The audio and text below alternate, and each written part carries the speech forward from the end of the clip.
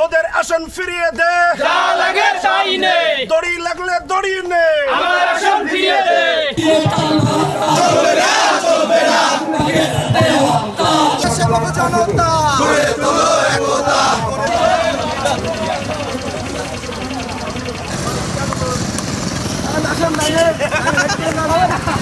বাগেরহাট সদর থানার তাঁতিদলের আহ্বায়ক মোহাম্মদ রিটন বক্তব্য রাখছেন। মোহাম্মদ ওদের স্বপ্ন পূরণে পাশে থাকতে পেরে আমরা গর্বিত।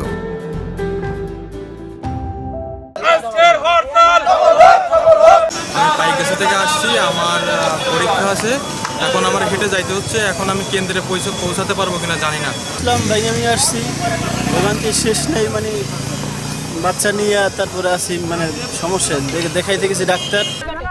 মেয়র সাহেবের সাথে কথা হয়েছে, একটা ভোট দেবে। এখানে যারা আছে তো সব নাইট ডিউটি করে আসছে, আমরা তো সবাই ভিজিট থেকে নাইট ডিউটি করে। তিনজন শিক্ষার্থী আছে। আমি নিজে আপনাদের এই পরীক্ষাগুলো আমি দুটো গাড়ি দিচ্ছি,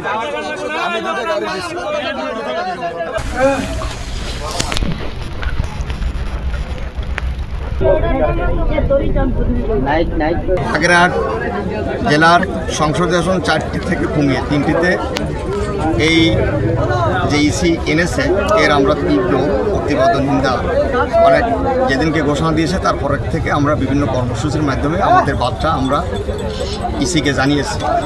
পাশাপাশি আমাদের বাগেরহাট জেলা, এই জেলায় 9টি উপজেলা, 3টি পৌরসভা। এটা বাংলাদেশের ভিতরে 7ম অবস্থানে বাগেরহাট জেলার আয়তন। এখানে আমাদের বাংলাদেশের দ্বিতীয় আন্তর্জাতিক সমুদ্র বন্দর মোংলা পোর্টে অবস্থিত। এখানে পৃথিবীর যে ম্যানগ্রোভ যে সুন্দরবন সেটা আমাদের এই মোংলা উপজেলাতে অবস্থিত। পাশাপাশি বঙ্গোপসাগর, এখানে ইপিজেড, অর্থনৈতিক জোন, বিভিন্ন শিল্প অঞ্চল, গ্রামপালে তাপবিদ্যুৎ কেন্দ্র।